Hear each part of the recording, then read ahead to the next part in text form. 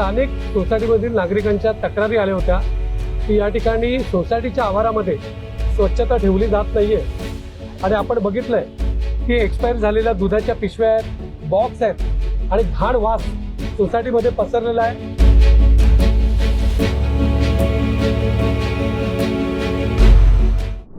एकंदरीत या परिसरात नौपाड्यामध्ये कारवाई करण्यासाठी एफडी आली आहे, तुम्ही देखील दखल घेण्यात आलेली आहे, काय तक्रार होती? स्विगी इंस्टामार्ट नावाचं हे या ठिकाणी गोडाऊन आहे। Shivanand society MG road Naupada या ठिकाणी गेली वर्षभर हे स्टोअर या ठिकाणी चालू आहे।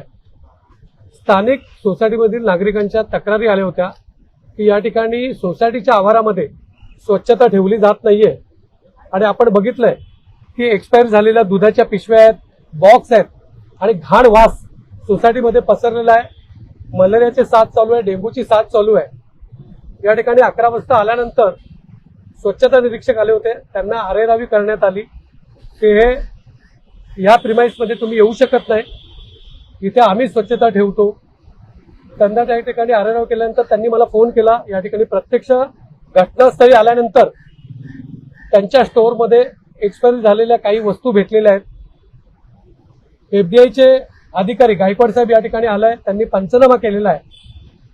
ज्या काही कंडिशन या इंस्टा डीमार्टला पाहिजेत त्या कंडिशनचं पालन या ठिकाणी केलेलं नाहीये आणि त्यामुळे आता त्यांनी हे सर्व कंडिशनचं पालन केल्यानंतरच हे शॉप चालू करण्यात यावं असं त्यांनी सांगितलेलं आहे आणि आता शॉप सील करण्याची कारवाई चालू आहे।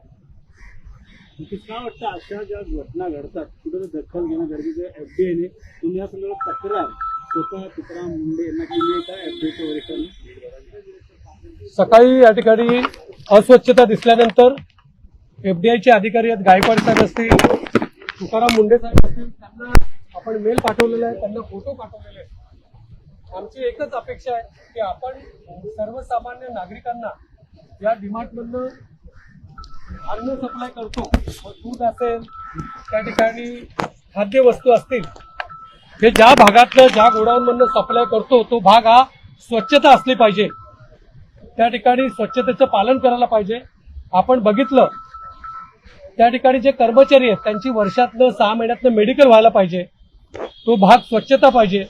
आतमध्ये काही स्वच्छता नाहीये आणि स्वच्छतेचं पालन ही संस्था करत नाहीये आणि त्याच्यामुळे त्यांना FDIने या ठिकाणी ज्या काही कंडिशनचं पालन केलेलं नाहीये त्यामुळे कारवाई केलेली आहे। त्यांनी आता सील करण्याचं काम चालू केलेलं आहे।